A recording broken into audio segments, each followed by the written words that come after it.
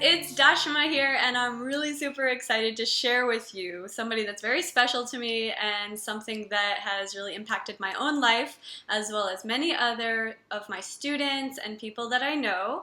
And so I wanted to do this awesome video interview to share Hal Elrod with you and his incredible work called The Miracle Morning. So hi Al, how's it going? Hey Dosh, thanks for having me. This is great. It's like just catching up with an old friend and people will watch us catch up. Exactly. It's super exciting. So just to give you guys a little background about Hal, if you don't know about him yet, I'm sure you will. If not, this video is definitely going to give you the lowdown. But basically, Hal is super inspiring international public speaker and author. And actually, his book, The Miracle Morning, is the #1 rated book on Amazon with over 1,300 5-star reviews. But one of the reasons I think that makes Hal so incredible and special is because of his story and where he came from. Because when he was 20 years old, he was in a really tragic car accident and he died for 6 minutes and was in a coma for 6 days. And then after coming out of a coma, they told him he might never walk again. And of course, he proved them wrong like he does with everything. And he went on to run a 52-mile ultra marathon and to just create an incredibly inspiring, incredible, beautiful life and career and family.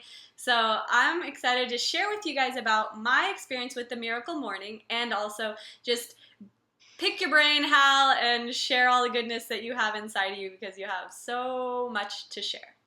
Thank you, Dosh. I really appreciate it. Thank you. Thank you for being here. This is exciting. I love to do these. I only do interviews with people that I really, really love. Okay, so if you go on my YouTube channel, you can see I have less than 10 interviews and they're all super awesome people. So you're in a caliber of... Flattered and honored.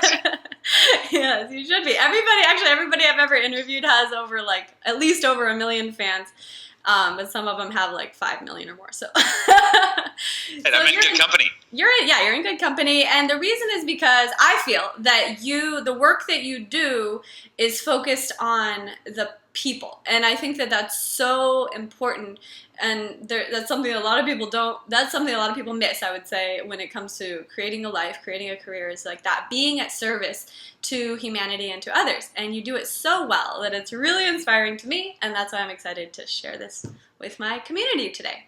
And I think that's a really good point that you touch on, which is it's kind of human nature, our survival instinct to be me, take care of myself, make sure I'm taken care of, right? And often it creates this kind of self-centeredness, and it's not, I don't really even mean in a negative connotation. It's just that we're looking out for ourselves, and we all do. We have to. And I realized at a young age that the more you focus on adding value for other people, the more your value increases, right? You become more valuable in their lives, in the marketplace. To me, is where fulfillment comes from, is just serving others and adding value for others. And I think that when I made that switch from looking at how much can I get out of every situation to how much can I give every situation and every conversation and every person, it was really a game changer for me. And I've stayed on that course, and it's really been the right one. So. Absolutely. And actually I learn a lot from you in that capacity. I consider myself a very giving person, but even just the way that you do it, from knowing you these years, I think we've known each other over 6 years or maybe 7. So over the years, I've really, observed, and it really inspires me. So you keep me motivated as well. So I just want you to know that. And so let's talk a little bit about The Miracle Morning, because I just want to dive right into this topic. One of the things that's so incredible about it is that I consider myself I've never been a morning person. I've always made myself do morning things because I know it's really good for me, and when I do get up, I feel happy about that, and it always seems to create a good energy, but I don't consider myself a morning person at all. So I'm starting with that. And so when you first share with me about Miracle Morning, I was like, oh yeah, because you're telling me you get up at 4 a.m. and I was thinking, oh my God, that's never happened. And then, but the amazing thing that has evolved from this experience, which I'll share in a little bit, but I want to turn it over to you and just kind of, how did this begin? I know you talk a lot about it in the book, and I definitely want everybody that's watching this to read the book, and I encourage you all to read the book, and you're going to have the link below. You'll be able to get the book. But let's talk to Hal directly. How did it start for you? So it wasn't a book idea, to be very clear. It wasn't a book idea. It was, I think like a lot of people that help other people, you take something that helped you and then you just share it, right? And so for me, the story is 2008 when the U.S. economy crashed, I hit rock bottom. And kind of the second time in my life. The first time is the car accident that you mentioned, like that was a low point and a high point. I mean, it was the hardest time in my life, but it helped me become stronger than ever. Like, adversity does for us. But in 2008, when the U.S. economy crashed, at that time, when the economy, right before it crashed, I just bought my first new house. Like at the peak, I bought it at the highest point. As I said, you should buy a house, right? My business was doing really well. We I launched a coaching business, speaking business, had written my first book years before, and things were going great. And when the economy crashed, like so many people watching can probably relate to, like I lost over half my clients, lost over half my income, pay the mortgage, I lost my house, my body fat percentage tripled in 6 months. Like I was in the best shape of my life before the economy crashed, and when it crashed, I canceled the gym membership, started eating like crap, and I started just really stressed out, and you know what I mean? So physically, mentally, emotionally, and financially, I was really at a rock bottom. And after 6 months of this like downward spiral, wife finally shook me with love one day, and she goes, "Sweetie, I hate seeing you. It kills me to see you like this. You were normally so happy and positive. Like, I don't know what to do. Why don't you call your friend John? You always say he's the smartest guy." I call my friend John Berghoff, and long story short, he gives me the advice he says, 2 things, Hal. Number 1, you need to exercise every morning. Number 2, while you're exercising, listen to an audio book or a podcast that can help you. Way exercise will put you in a peak physical, mental, and emotional state. And then the audio you listen to, while you're in that state, you can run home and literally go and spend the next hour applying what you learn.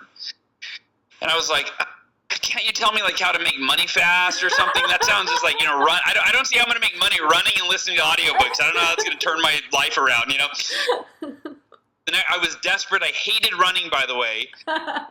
Which is why I ended up doing that ultra marathon, because it was a way to challenge myself because I hated running. But so I go for a run the next morning, and I hear a quote from Jim Rohn that changes my life faster than I ever thought possible. And it was what gave birth to the Miracle Morning. I wish Jim were still alive. I never got to meet him. I want to thank him. If it wasn't for him, I don't think it would have happened. And here's what Jim Rohn said. He said, "Your level of success will seldom exceed your level of personal development, because success is something you attract by the person you become." And in that moment, I had this realization that I think if anybody watching really asked themselves, they might have the same realization. And I went, wait a minute, I'm not dedicating time every day to my personal development.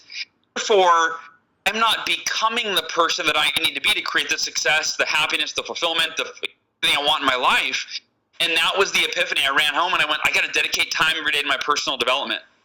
And then Dashama will kind of wrap up the story with the two questions in my head, which for people watching might be like, well, what's personal development? That's a vague topic. What do you do? Right. So I go, okay, I'm going to dedicate an hour, but what am I going to do during that hour? And then the second question, when am I going to do it? We're all so busy. I'm like, I don't have an extra hour in the day. I wake up, I go in my office, I lock myself in there, I work until 9 at night, and I go to bed. That's it. And so the two things that came to me first was the win. I go, I got to wake up an hour earlier. I started Googling things like, what do the world's most successful people do every day? And I kept coming across morning rituals and early rising, but I was like you. Morning person, what else do they do? Next page, what else do they do? There's other stuff. I'm not going to wake up early, that's for sure. And so I'm making a list of the different practices. I Googled the world's best personal development practices. I'm writing these things down. I kept coming across early rising morning rituals, and I finally had to I go, look, let me share a really important principle. If we want our lives to be different, have to be willing to do something different first. And that something different is normally out of our comfort zone or even a little painful, right? Yeah. I was like, damn it, I got to wake up early. I'm going to wake up an hour earlier tomorrow. I'm going to do it, And so I committed and I wrote it in my schedule. Then the question was, which practice am I going to do during that hour that's the best personal development practice known to man? And I had a list of 6 practices. I tried everything. Them I had heard of all of them and dabbled in a few: meditation, affirmations, visualization, exercise, reading, and journaling. the 6 most proven, timeless, nothing new. Right. And here was the breakthrough. As I'm looking over the list, and I'm Googling, like, what's better, affirmations or meditation? Like, I'm trying to figure it out. It's none more convincing. Like, 1 millionaire says it's this, 1 billionaire says it's this. They keep referencing these 6. And then the breakthrough was when I went, wait a minute. What if I did all of these? I woke up tomorrow an hour earlier, and I did the 6 most powerful, proven personal development practices known to man. That would be the ultimate morning ritual. And the next morning, I woke up. I did all 6. I was terrible at all of them, right? I was doing my yoga DVD, but I hadn't discovered you yet. I wasn't flexible. I was meditating. My mind was racing. I'm like, I'm horrible at the 6 personal development practices. That morning, my whole life changed because my results didn't change that day, right? But who I was becoming. My outlook, my mindset, I thought if I start every day like this with this much clarity and purpose and energy and, it's only a matter of time. The last thing I'll say is I never imagined how fast it would happen. So I was thinking 6 to 12 months of the compound effect of doing this every day. So I would become the person that I needed to be to my life back to where it was and beyond. It took less than 2 months. I more than doubled my income in less than 2 months. Went from being in the worst shape of my life to committing to run a 52-mile ultramarathon. And I had been depressed for 6 months, and that depression went away on day 1 because my life changed so fast. Called it Miracle Morning because it felt like a miracle. But it wasn't. It was just in my schedule, Miracle Morning. Told a coaching client, said, Hal, I'm not a morning person. A week later, we get on the call. She goes, oh, my God, everything you said worked. You were right. And the light bulb went off, and I went, wow, this is bigger than me. Is bigger than if it changed my life this quickly, changed his life, my client this quickly, it can change one's life this quickly. And because writing's a pain in the ass, it took me 3 years and finally came out. And then you see the wall back there, it's now published in 21 languages and there's different spin-off books and all this stuff. So yeah, it's kind of every day is a surprise now, hearing from someone who life in some remarkable ways. So yay, I love this story so much. It just makes me so happy because that's exactly how miracles happen. You just ask for the guidance and then you follow that and you take action. And I think that that's such a perfect example is what happened with you. So inspired action. And I'm a lover of Jim Rohn too. So that's cool that was. Do you remember what he said though? What did he say? It's the person you're becoming. So he said your level of success will seldom exceed your level of personal. And actually, I'll comment on this too. He said your level of success will seldom exceed your level of personal development because success is something you attract by the person you become. And I think most of us are staying the same person wanting a better life. Yeah. And as you dive into Jim Rohn's work, you hear him say other very similar sentiments, which is like your life improves after you improve. Like you focus on improving yourself, then your life starts to improve. And here's the way that I qualify this. When I think about your level of personal development, it's vague. It's hard to what does that look like? What does that feel? How do you quantify that? Well, if we're measuring our level of personal development in any area of life, and let me define personal development. I believe that is our basically our mindset. It's our knowledge, our beliefs, our skills, it's like everything about who we are as a person. That's our level of personal development. If we want level 10 success in every area of our life, which we do, right? We want every area to be as good as it could possibly be. I want a level 10 happiness, level 10 health, right?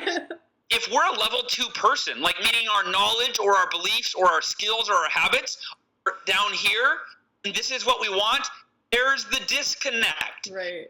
No, I never saw it that way. I realized that, wait, I need to develop myself every single day to become a level 10 person, then level 10 success in my default mode. That's just what will happen. It's what I'll attract. It's what I'll create. And I found that is the truest statement that I've ever heard, and that guides my life every day. I wake up every day. I try to become better than I was when I went to bed the night before.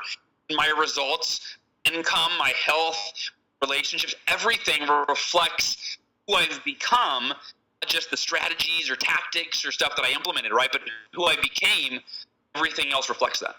Absolutely. And I've known you for like 6, 7 years, like I said, so I've even seen it. Although I'm the type that I always see people's potential, so I always saw you that way. But I mean, from like whatever, the beginning or whatever you call that. But it's always been, you're amazing. So it's amazing when you step in to your potential. And I think that that's something really incredible about like you or people that are on this type of path towards achieving the ultimate, like maximizing your potential. And like you said, living that 10, lifestyle in all the categories, is that you're committed to it. And so every day you're putting in, energy towards that vision for your life. And I can see that. It's so inspiring. Yeah, thank you. And every day it's dealing with insecurity and fear, by the way. Like I try to be the most transparent, vulnerable person I can. So people get it's not, people go, oh, did you always know it was going to be, Miracle Morning was going to be this big? I'm like, I had no idea. And I still wake up every day with a little bit of fear of like, what if I mess something up, or what if it goes away, or what if you know what I mean? Like, I don't know. So I just share that because like, I think that if you have fears, don't let them hold you back. Like that the difference between people that are living their full potential and living the life of their dreams and those that are playing it small and settling for mediocrity in their lives, it's not that this person's without fear. The fear that they do the things they're afraid of. That's the difference. Person lets the fear dictate their actions. This person lets their vision dictate their actions and their commitment dictate their actions. And so an important message is like, whatever you're afraid of, get down on paper, go, all right, it's not that big a deal. I'm going to do the thing that I'm afraid of. Once you do, start breaking through all these imposed barriers that we put on ourselves all the time. Well, the first thing that came to my mind just now was like, what are you afraid of? Because I think that I think you're kind of fearless. What's a fear that comes to you? So, I mean, there's fear. So fear of, I think that there's like the fear you're not going to succeed when you're trying to succeed. Like the fear that what if I don't make it? What if I'm not good enough? If I fail, what if, and especially when you have evidence of that, you're like, I've tried a bunch of stuff and nothing's worked, Yeah. You're like, I've been working at this for 5 years and like, I'm still struggling financially. What the hell? Like, so like you build up this self-concept of not being enough. Right.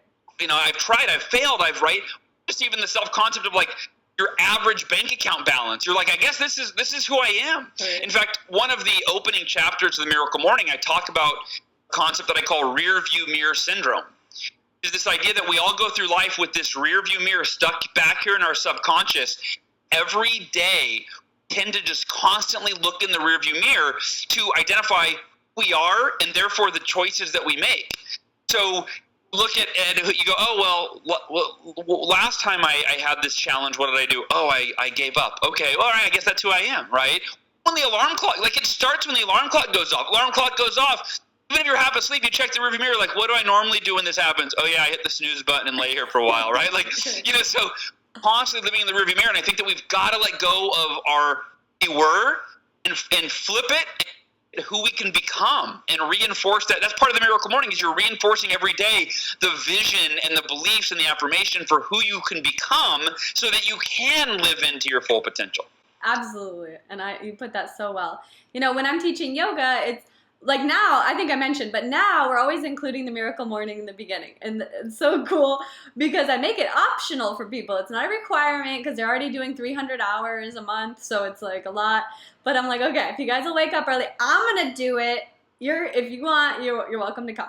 And almost everybody comes. And it's really amazing. And the amount of transformations that occur from this for the month. Actually, I had a noticeable shift in the entire group when we started doing it 2 years ago. What happened was before 2 years ago, I used to always have to remind everybody to be grateful, right? It was like, here you are in paradise. We're in Bali in this magical eco resort and we have coconuts and everything you need, right? And yoga all day and all we do is sit around and meditate and whatever. Get a massage. We were really... Go to Bali next year. Please. I need to make that a commitment. It's an amazing experience. But it's a transformational experience because you still have to get up and do like a lot of stuff every day. It's physical, it's spiritual, it's deep. But at the same time, there's really nothing to complain about. People are doing your laundry, they're cooking for you, they're cleaning up. Like, you don't have to do dishes, nothing. You don't even have to make your own bed. Like, it's like that because you're in a hotel, resort. Anyway, so it's weird because when I first started doing this, it was actually the same year you released The Miracle Morning, I started leading these retreats in Bali. And I would have a huge problem because half of the group would have this, like, all this stuff would come up because that's what happens in transformational experiences. But a lot of times they would resort back to lack of gratitude. Like, they would start complaining about stuff and projecting, and it would be like, this is the problem, and it's you, and it's that, and it's the waiter, and whatever else, right? And then once we started implementing The Miracle Morning into the program, which was 2 years ago, actually we did it in 2012, which helped, but we started really consistently 2 years ago. It changed everything. Then everybody, like, nobody ever complained again. It was like awesome. It made my life so much easier. So I was like, okay. That's why ever since then I've been really wanting to do this interview to share this with everybody, because I was like, that's everything. That's the difference. It's the mindset. It's how you start the day. It's what you focus on. It's what you feel you're responsible for your life versus being a victim for what's happening and like projecting all of your stuff on everybody and all of that. So that's kind of like how it's evolved from when we first met until now. And I'm really excited for more and more people to just integrate this. I don't think you have to get up at 4 a.m. though. So let's talk about that. I mean, you're a really early riser. And I remember when we met, you had just had your babies. And so I think that was part of the reason that you were like super early. Are you still doing that? Are you getting up like 4 a.m. still? 3:30 every day. That's so amazing. And I'm glad you brought it up because I want to give a disclaimer to people. Like, the Miracle Morning isn't waking up at any specific time. Right. It's funny because it happened. In fact, you might have been the one that brought that to my attention. I think it was you, because I used to post on Facebook every day. It was my own form of accountability. I'm like, all right, up at 4 a.m. for my Miracle Morning, and I would do it like for hundreds of days in a row. And you might have been the person. I think you might have been the person that was like, I just can't. I don't want to wake up at 4 a.m. Miracle Morning sounds great, but I literally had a blind spot. I didn't realize that people were thinking that that's what the Miracle Morning was because I always put the time. Yeah. No, you don't have to get up at 4 a.m. What time do you get up now? I get up at 7, get up at 6:30. Like, it's just getting up a little earlier than you do now. Some life-changing benefits, So, yeah, no, but so you don't have to wake up like at crazy hour. That actually made a huge difference for me after we had that talk because I was literally like, I'd love to do it, but it's just not going to happen ever. Yeah, like there's no way. Like, there's only actually 2 times that I did this 4 a.m. thing. It was like I did the Vipassana, which is you only do no talking for 10 days. You know that? You've heard of it? It's a meditation retreat. It's like a Buddhism. Anyway, I did that, and they make you wake up, same thing, 3:30, you got to be up. It's like long days, just meditate. No talking. So I did that for 10 days, and then another time I did Kundalini, which is, they do the same thing. The Kundalini people, the ones with the turbans, the yogis, Okay. Yeah. They actually all do the same thing. They get up at the 3:30 or 4, and they have their own version of Miracle Morning, which is like this 2.5 hour. Those are my people. I need to go hang out. I need to do a retreat like that. They're my people. Yeah. I have lots of friends in the Kundalini community. They're actually some of my favorite yogis because they're the most authentic. And they're the best business people. So it's like there's like this really great combination of just purity. And I think that's why they wear the white turbans and they're very sincere. But anyway, I could introduce you to some if you want. But they're super cool. But so yeah, I started to do... Hey, by the way, once a year? Yeah. And when is it? Which one? When is the Bali retreat? I do Bali in June. Roughly. It's in June? Okay, so next June. Whole month of June. Actually, I started doing one in Costa Rica now, too. So we're going to do Costa Rica in March, Bali in June. Okay. Maybe we can do Costa Rica. Yeah. Seriously, I want to bring my wife and do that. Dude, any babysitting, any childcare or anything? Or we have to bring our own sitter? In Bali, we do. They have nannies. I've had a lot of people bring their kids. Actually, this year we had 2 married couples. It was amazing to see them. They had such a bonding experience. And it was so cool because one of the couples was from Pakistan. They were like 27, young couple, and they were married for 5 years. And then the other couple was like in their 40s. They're from Australia. But it was so cool. Both of them, the wife dragged the husband, and the husband came like kicking and screaming kind of thing, but just to support the wife. And in the end, the husband was like the one way more into it. It was amazing. But yeah, so they do have nannies. Like, I had a lot of people bring kids and stuff, and it's super easy to get nannies. Bali's like the coolest place on earth. I don't know where we were at, but basically I'm just super excited about this interview. I know it's getting near the end of our talk today, and I'm sad about that actually. Let's save the best for 15 minutes. Okay, let's save the best for last. Let's talk a little bit about how people can get in touch with you and learn more about what you do and get your book. And I'm going to have the links below, but let us know.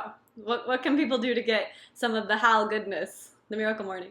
I mean, the book's the best way to start, and that's on Amazon. You can do whole audio book, right? Paperback, hardcover. And then if you're an iBooks user and you like to use your, iPhone for books or whatever, your iPad, you can get it on iBooks.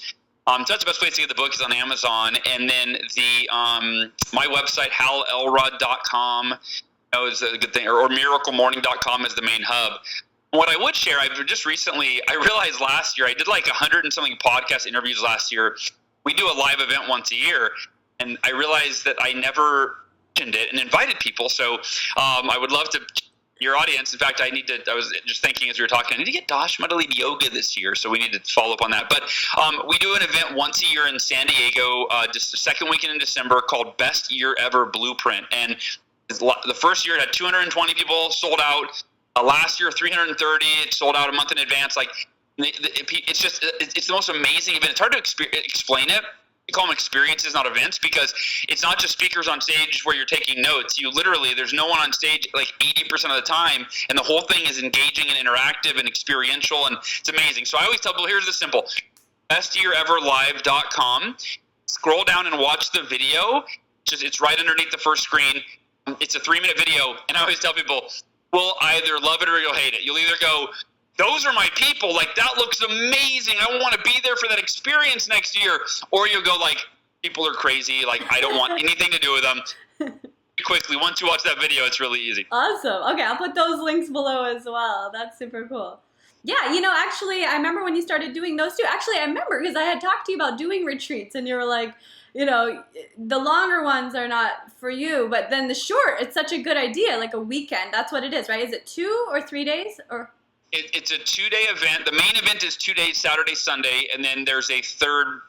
It's called Entrepreneur Day, so people can, like, if they want to get the package where they get the third day for Entrepreneur Day. But so the main event is so we had last year we had 330 at the main event and 150 at the full 3 days, that third Entrepreneur Day. So awesome. Yeah, I encourage everybody to go. I definitely would love to come, and I'd definitely love to teach yoga there.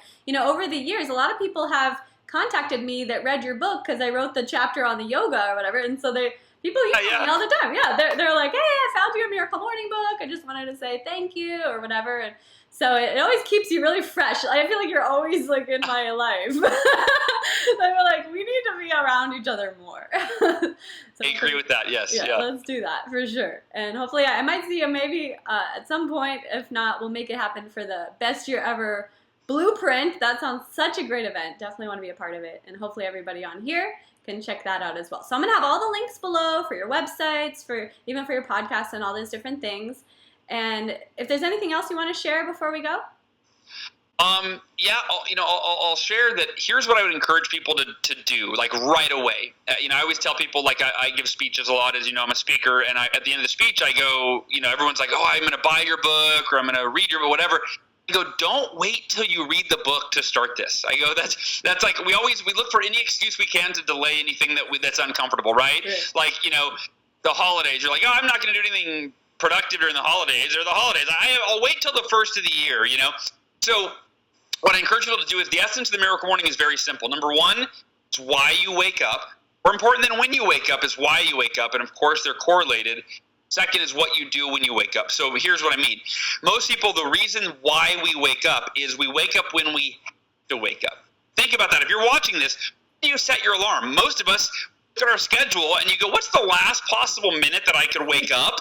Not like get fired, have my kids taken away from me, my marriage, right? So we wake up when we have to be somewhere, do something, answer to someone else. And that's such a negative energy to start the day with resistance. Like, you literally, like, hitting the snooze button is procrastination, lack of self-discipline, right? And so we start the day in this really negative energy in the morning and then struggle through the day typically. But if you just set the alarm clock back 30 minutes earlier, Like, I don't care who you are. You go to bed 30 minutes earlier. What are you doing at 1 in the morning that's productive for your future and your life? Right. So you wake up. So here's my challenge. 30 minutes for 30 days. That's the Miracle Morning 30-day challenge. Wake up 30 minutes earlier. Do one of the 6 practices. Dosh, I just realized that we didn't get into this, so I'll just real quick. The acronym for these 6 practices these are the S.A.V.E.R.S. S-A-V-E.R.S. This is for silence. That's your meditation and or prayer time. The affirmations, the V is for visualization, the E is for exercise, R is for reading, and the last S is for scribing, which is a fancy word for writing. So pick any one of those. So for the first 30 days, wake up 30 minutes earlier. When the alarm goes off, get out of bed and go brush your teeth, wash your face. In fact, there's a whole chapter in the book on how to beat the alarm clock. But that's it. And wake up, and if all you do is read for 30 minutes, you're going to read a book or more in the first month, and it'll change your life. If you read for 15 minutes and exercise for 15 minutes, right, you're going to have like my friend John said, start each day by getting the blood and oxygen to your brain, right? Put yourself in a peak physical, mental, and emotional state. Earn something that you can apply to improve your life. If that's all you do is 2 of the S.A.V.E.R.S, do a little exercise and a little bit of reading, right? That's going to be a game changer. So that's what I encourage people to do. And, don't wait till you've read the book or finished the book or whatever.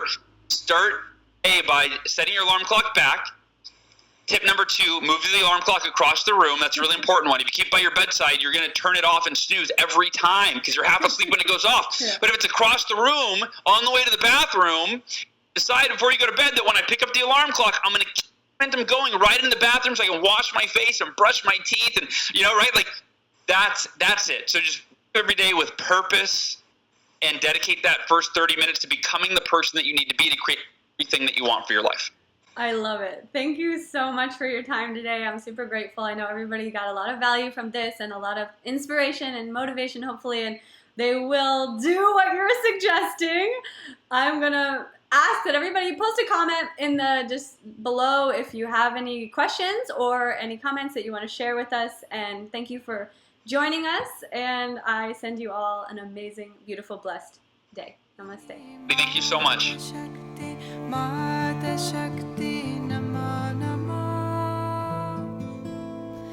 Adi Shakti, Adi Shakti.